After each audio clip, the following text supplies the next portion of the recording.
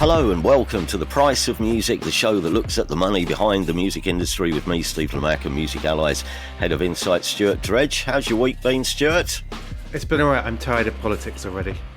I'm done. And there's still 4 weeks left. I hate to say this, but I'm going to bring up some general election related news in a bit. I'll tell you something which has kept Stuart entertained, though, in happier hours. Stuart's been, can I mention this? You've been tinkering around again with your AI software, which you've got on loan, haven't you?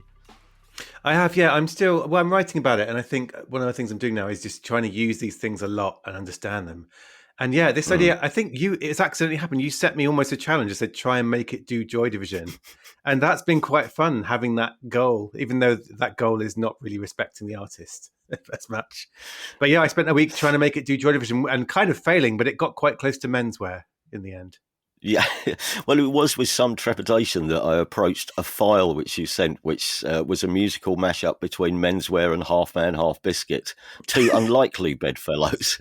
And what was the title of it? What was the title of that track? Oh God, I can't remember now. I should know. These things go ahead. I've been making a bunch of things for a conference, so every piece of music I've made has gone away quickly. So no idea what it's called. Its value to the world is equally, unsure.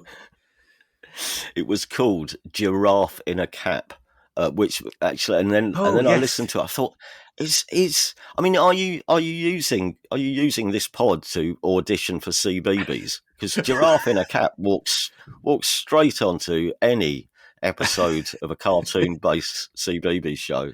Really, do you know? I think anyone with a young child actually playing with these AI music things could be a really fun way of making up songs together. With the proviso that I think most kids will then want to make up their own songs and not have the AI do it for them because the kids are naturally created that way. But it's that's a lot of fun. Yeah. Actually, talking of menswear, I don't suppose you saw any of the reruns of Top of the Pops on Friday, did you? On BBC 4? No, I didn't see this one. Who was on? Was it? Well, let me tell you, they showed another of the episodes presented by myself and Joe Wiley from 1996, and Menswear were on that particular episode. I mean, you should watch it because it's peak Team Dredge. This Oasis are on, Shed 7, take that at number 1. Watch our expressions as we introduce "Take That," our Top of the Pops. It was a good episode. Have a look. It's on the iPlayer. I sound like I'm doing the BBC's work for them here. I'm not even on the clock. I get very wistful when I watch those Top of the Pops now. It's like, you're right. That is my peak. And it was the exciting time. Well, I mean, I suppose Britpop was more established. It was the exciting time when they were breaking onto Top of the Pops, and you'd see them amongst all the other stuff, and it was still exciting then, wasn't it? It hadn't quite gone dark and bad yet. To bring it back to what we're supposed to be talking about, I wonder what sort of contracts bands signed to do Top of the Pops and whether they get a repeat fee for an episode being re-shown on TV, because I can tell you the presenters do, because after the last time they showed one of our episodes, I got a bit of paperwork through from the BBC saying we owe you some money, £35. That's what you get. Wow. £35 is our repeat fee for being broadcast on a Friday night on BBC 4. I'm not going to retire on my BBC repeat fees. Anyway, sorry to disappoint you. I am a bit loath to mention this, as some of you, dear listeners, might be coming to this podcast for some respite from the run into the UK general election, but it is probably worth mentioning that various music organisations are attempting they're using the run into the election to raise a number of music-related issues with parties all across the spectrum in the countdown to polling day. I mention this because we're recording this on Tuesday, but this morning, the Music Venue Trust, which campaigns on behalf of grassroots venues, they launched their manifesto today, and it's very comprehensive. I mean, I've only really skimmed through it so far, but it renews all the calls they've been making for the past year or more now. So they're appealing to say representatives from all parties, and this is the quote: to seize the moment, saying that this is a once in a generation opportunity to save the UK's grassroots music venues. And it's quite emotive. It's got a real sense of urgency about it, and there are 5 key areas that they're trying to bring to potential politicians' attention, most of which it pretty much follows on from, that CMS committee report, which we covered a few weeks ago. It reiterates a lot of the conclusions from that. So it's the £1 grassroots investment contribution. That's the proposal that every arena and stadium ticket sold should include £1, which goes to support grassroots music venues, artists and promoters. They're once again calling for a fan-led review. They'd like the agent of change principle to be put on a statutory footing at the earliest opportunity, a reduction in VAT on ticket sales, and the creation of a specific business rate for grassroots music venues. And it goes on to say the manifesto, and I spoke to somebody at the Music Venue Trust last week, and they are mail-shotting everyone. So the manifesto is being delivered to every prospective MP in the country.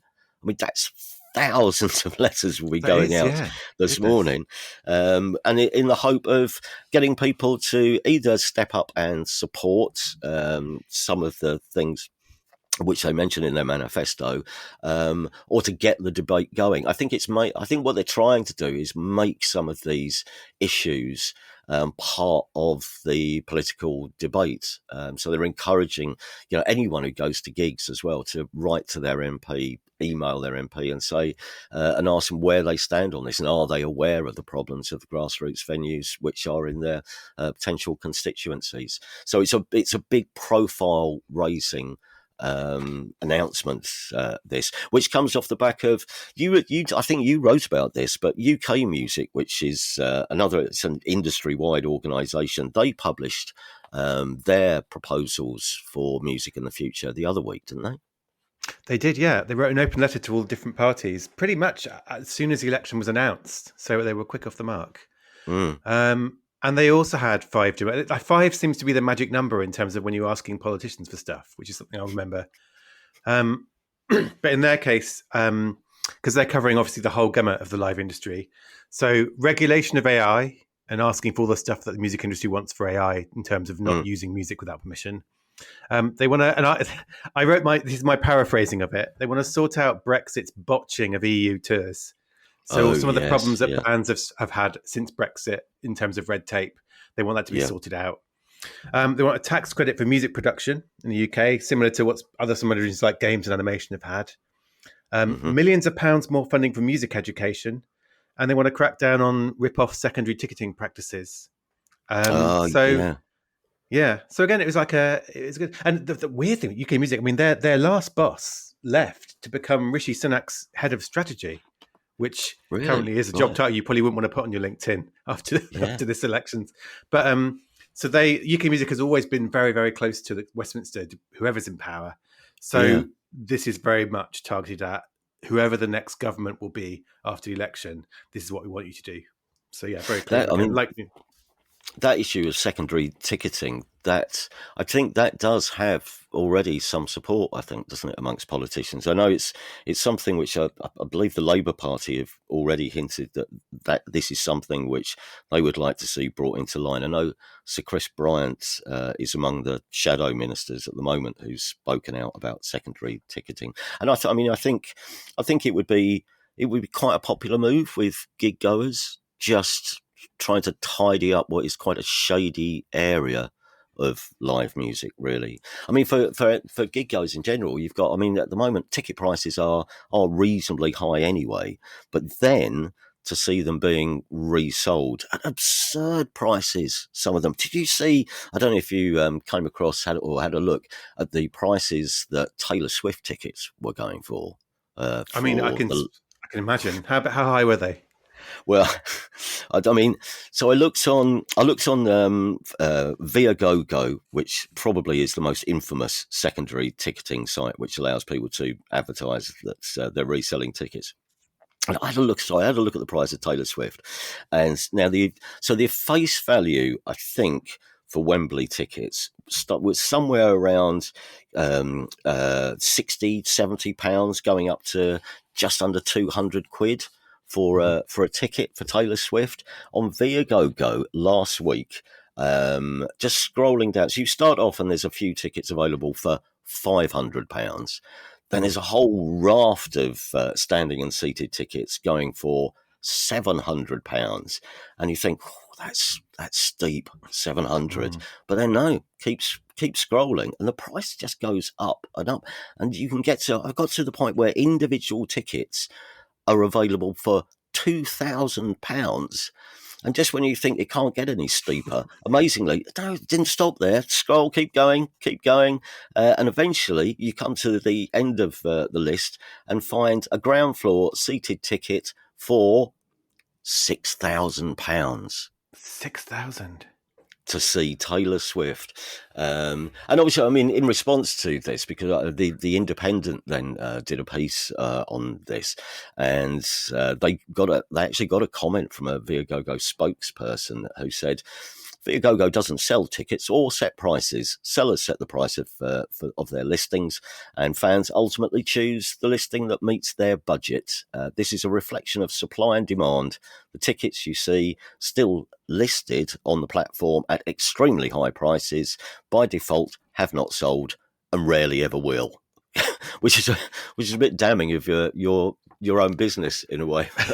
It's a good point, actually, because To shoot yourself in the foot. yeah, well, it's a good point, I think, isn't it? 'Cause, like I can list my son's unwanted Lego on eBay for 10 grand, Yeah. and you wouldn't do a news story saying Lego selling for 10 grand on eBay because it wouldn't sell. But yeah, I mean, it's a real it's hard because this particular tour really is the one where fans were trying to get tickets, desperately trying to figure out any way to kind of get ahead of the queues, get in. And Mm, I mean, we even did a story, didn't we, a while ago about Lloyd's Bank, I think it was, warned about there's scams now. You can see ads on social media saying Taylor Swift tickets, get them here, and it turns mm, out to be just trying to get money from you. So it does. I think it heightens that debate about secondary ticketing when you see those prices and think about all those Taylor Swift fans who are desperately trying to get to see her any way they can. mm, Um, so yeah, it's. I mean, it'll be interesting because I think in the US, Taylor Swift has been quite a big figure in the moves there to have legislation about ticketing market. Like when fans, I think that was about the kind of Ticketmaster falling over when people were trying to buy tickets, and that mm, sparked a debate, which in turn sparked. So I think here, when we have whoever the next government may be, when they're discussing what to do about ticketing, I bet these Taylor Swift figures reappear again, and the people who are campaigning for reform will be saying, "Look what happened here. This needs to be capped." I mm, think Labour was saying, I want to remember this right. I think Labour was saying maybe they cap resale to 10% above face value. I think, mm, which would mean that those tickets that are 200 quid couldn't be sold for more than 220 on secondary sites, and they're and there was a really interesting Guardian article recently that was about this secret. It was like, I think the headline was like, how touts drew up secret plans to sabotage Labour's ticket reforms. And it was some meeting in London, I think, where a lot of secretary firms got together and said, we're really worried there's going to be this reform if Labour comes in. How do we kind of how do we lobby against it, and what do we do? So it's kind of a sign of, I suppose, the concern in that world that, yeah, we might have a government that does come in and try and sort all this out, which mm. I think, like you say, I think for fans it's good. I think, I mean, there's still one or two. I mean, I know it sounds very picky, but I know even already as people are trying to work out and say, maybe will restrict the resale cost to 10% above face value. What's face value? Is face value the ticket? Is it the ticket plus the Mm. additional fees? What is face what is face value? Yeah. That's one of the problems which somebody was saying. We've got to work out what face value is first. But I mean, all these things. I mean, it's good. I think the good thing about all of this is, as I say, it's making music part of the politics of the moment, Mm. and I think which it should be. I mean, I know there are bigger issues at play. But music is such a big industry, employs so many people. It's such a central thing to this country that we shouldn't dismiss it. And it should be talked about, and the political parties, whoever they are, should be aware that this is something of importance to people, I think. And I know, yeah, go on. Oh god, I did notice actually. I was trying to look for manifestos today, but as we're recording, they're not all out. But the Lib Dem manifesto, it does have mention of they're going to expand music provision for people, and they will crack down on ticket touts. So the biggest manifesto that's published so far, because Labour's and the Conservatives aren't quite out yet, has taken up ticket touting thing, and it has also mentioned music in schools. So that's a good sign. Hopefully, we're going to see it from the other two parties too. But yeah, it is. I think the other thing I've seen is this talk of needing a new national music strategy, and also recognizing music's value that isn't just about economics and how much we sell and how many people we fit in stadiums, but about the well-being benefits of music, having access to music, being able to make music, listen to it. It's got all these benefits to people that go beyond how much money we're making from it, and that's a case that's being put across increasingly persuasively. And I really hope that the parties go with that. Yeah, I mean, it's slightly weird because I know there are lots of areas of music that I don't think we'd like the government to be involved with, but there are obviously some areas where legislation might help. Which actually, interestingly, brings us to the first of the proper news stories for this week. It's not our government, but this is happening in Canada, where music streaming services are going to have to pay 5% of their revenue to support the creation of new Canadian music. Yeah, well, I mean, Canada's always had quite strong rules about local culture and art in terms of what radio stations play there, what TV channels show. They've always been very much like, look, we're right next to the US, which is a massive producer of music and TV. So we need to have rules and quotas to make sure Canadian stuff gets made. So that's always been in place for broadcasting. And yeah, this new law is about streaming. So it's about music and video streaming. So it covers Spotify, but also Netflix, any streaming service. And if they make more than 25 million Canadian dollars a year in Canada, and they're not part of a broadcaster there, 5% of their revenues will go into a fund that will in turn support local culture, including music and TV shows and news programs and all kinds of stuff. And the government there reckons it will raise 200 million Canadian dollars, which is about 114 million quid a year, which is good. But so that all sounds good. And the politicians have been saying, this is brilliant. This will support our local artists and the culture. But the streaming services aren't very happy with it. No, quelle surprise. As you may have guessed. Well, there's like an organization called DEMA, which is Digital Media Association, which is kind of the representative body for the streaming services, so Spotify, Apple Music, Amazon, and so on. And it called this a discriminatory tax on music streaming services and a protectionist subsidy for radio. So their argument is that it's not about supporting local music, but it's about propping up radio stations who maybe are losing their audience to streaming services. So that's their argument. And the what happens next here is quite interesting because Spotify has form. So it threatened to pull out of Uruguay last year when there was a new law that it didn't like regulating streaming services. And in France, there's also a similar fund, really, or a sort of a levy on streaming services to pay for a thing that supports music. And there, Spotify pulled out of a couple of festival sponsorships. It's put its prices up, and it's been complaining vociferously about this idea of a government saying you have to contribute in this way to this fund to support local stuff. So that's the bigger picture that's kind of happening beyond Canada. It's like, I think no one would disagree it's a good thing, like streaming services that are global. They should support local artists and music in the countries they're in. It's cool if they're supporting Mexican artists in Mexico and, doing their bit towards the local culture. But the big argument is whether they should decide what they need to do and how they do it and how you measure it. Or should government step in and say, well, actually, we're going to set the rules here about what you have to do and how much you have to pay. And there's a big pushback against that. So it's kind of a Canadian story, but it's happening in different parts of the world too, of this, like, I think just countries thinking, right, we want to support local stuff. So we don't just want to leave you to it and trust that you're doing it. We're going to kind of set rules and set fees. Next, now this is I'm vaguely aware of Twitch, but you might have to explain what Twitch is. But Twitch has secured a deal with rights holders that will allow DJs to feature music within their live streams. So tell us about this. Yeah, okay, I could do the explainer first. So Twitch is like a live streaming video service. It's actually owned by Amazon, but it started as an independent thing. And it's mostly its core audience originally was gamers. So if you've ever watched, or if anyone listening has watched, someone playing a game with their kind of head superimposed in the bottom corner, talking while they play, if that's not YouTube, it's probably Twitch. So it's right. People, but they've also always had people who vlog. They've had musicians who use it, had DJs playing DJ sets on there. And the problem with that was it didn't have licensing deals. So if you were doing a DJ set on Twitch and streaming it to the world, in theory, you had to have cleared all the rights for all the music you played and had permission to play it, which kind of was a theoretical thing. And if you hadn't, people could kind of send you takedown notices and copyright stuff. Yeah. But yeah, so this week, it's got deals with all three major labels, but also Merlin, which is quite important because Merlin licenses lots of independent labels, which if you're a DJ, you're not just playing major label music. You know, you want a lot of independent stuff. So as a DJ now, you better sign up to this program, which launches later in the year. And you better choose from the catalogue of that music they've licensed to use in your sets. And then some of the money you make from your streams on Twitch will now go to royalties for those labels and onto the artists. So it's kind of good. Like I think apparently Twitch said there are more than 15,000 DJs who've kind of built communities on Twitch. Mm-hmm. And now the money they're making will be also paying the musicians whose music has been played. Yeah. But I was kind of wondering I was kind of thinking a lot of it depends, doesn't it?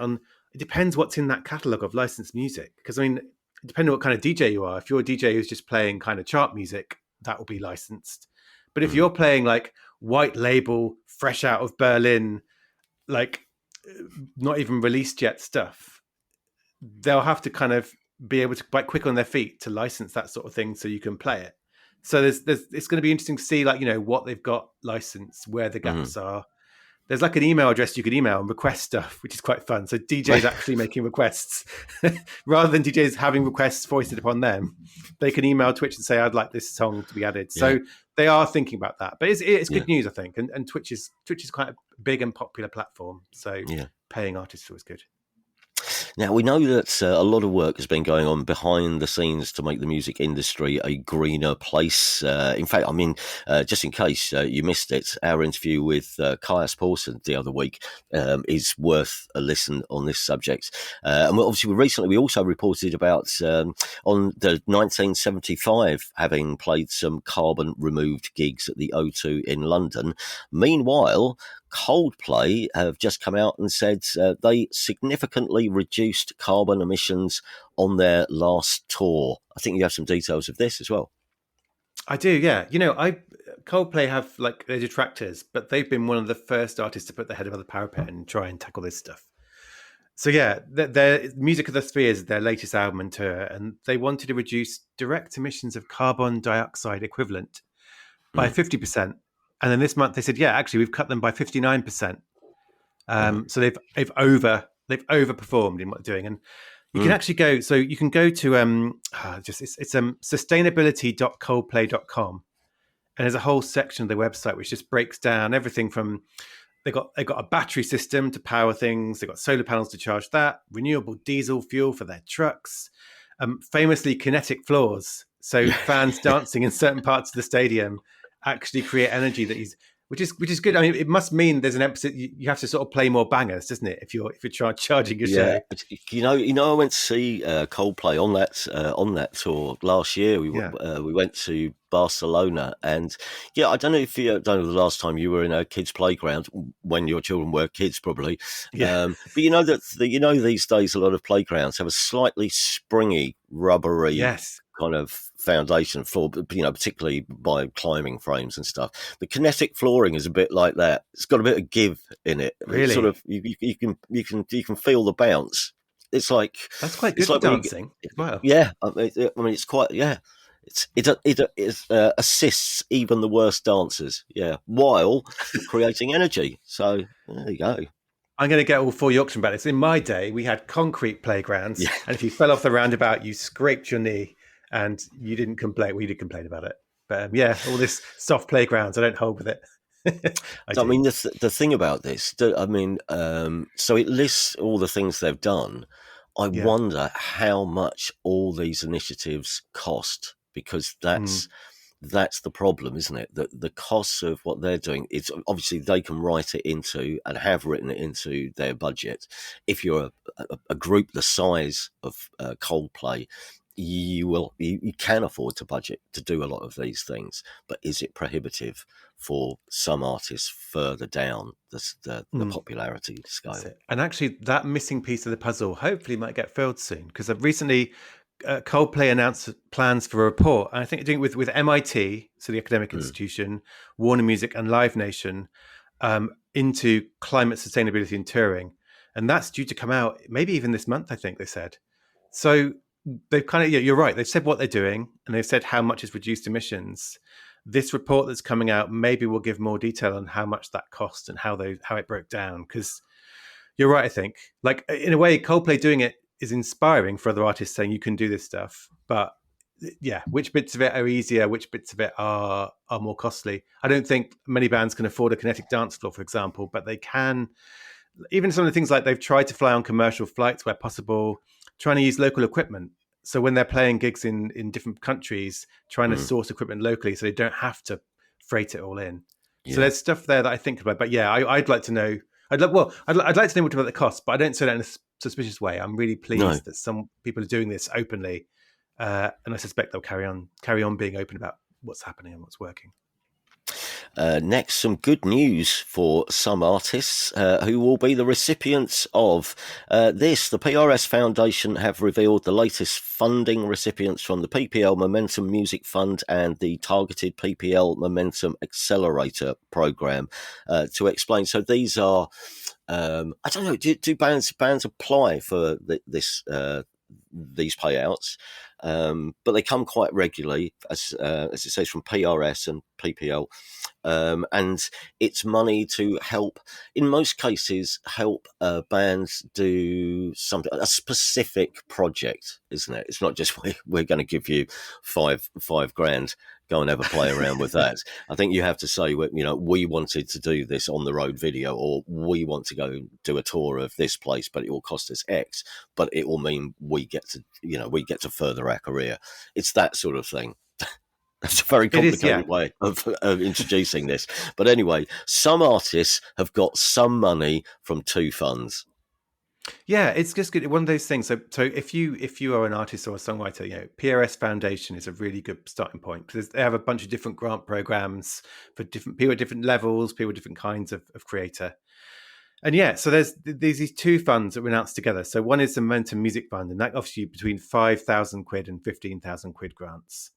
And there's also a Momentum Accelerator, which is grants of up to £5,000. And yeah, it's just a really interesting list because they announced a list. And if you go to PRS Foundation's news section, you can see the full list.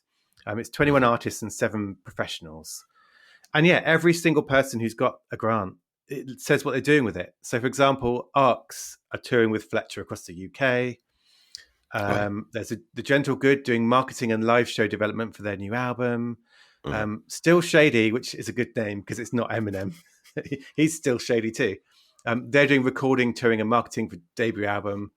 There's even ex Easter Island Head, which is my favorite name, doing touring and PR support for a new album. So a lot of this is like, in a way, a lot of this is stuff that a label would traditionally do for an artist. Yes. Yeah. But obviously, a lot of these artists are independent. They're releasing independently. And these kind of grants can be one of the things that they use to get the funding that maybe traditionally would come from the label they're working with. So Yeah. it's filling a gap. Do we know how often they come up? Do they do it once a year, or is it once or twice a year? I think they come in rounds. Right. So there was one. Here we go. There we go. I'm looking at the site now. So there was a 20th of May deadline, which is going to be announced in Mm-hmm. the coming months. So yeah, it's kind of every few months, and these grants all kind of overlap. So I feel like from PRS Foundation, there's an announcement every month or two, of Yeah. a bunch of new people getting money. So It's good. And this stuff, I mean, I think in the latest announcement, they've said that these funds have helped generate £22 million for the UK music industry. So, like we've talked about the BPI and their MEG scheme for exports before, this isn't just money being given away. This is money Yeah. that's kind of being invested by those artists, and then they bring money into the music economy and develop. So it's one of the best ways, I think, for the industry to spend money is on supporting artists who will go on and then, there'll be a return. Right, that's where we'll have to leave it. Go to the PRS if you're interested in these funds. As Stuart mentioned, go to the PRS Foundation website. There'll be more details there. I have to away and listen to some of the 41 singles that I was sent yesterday. So we're off. Thank you very much for listening. If you have enjoyed the show, do subscribe in your podcast app. Never miss another episode. And if you can help us out with reaching some more people, if you can pass the message on about the program, that would be excellent. Because the more people we get listening, the more hopefully we can make the music industry listen to us. So recommend us to a friend, leave us a review or a rating, and also from what is it, a couple of weeks ago, we now have a Patreon page as well, so you can support the show and become a the Price of Music fan or super fan for as little as £2 a month. Just go to our Patreon page for that. And if you'd like to send us a question, questions, because our next episode will be a listener question special. If you've got a question for us, email us at this address, Stuart. It is thepriceofmusicpodcast at gmail.com. Thank you very much for now. And we'll talk to you later on in the week. Look after yourselves, everybody. Cheerio.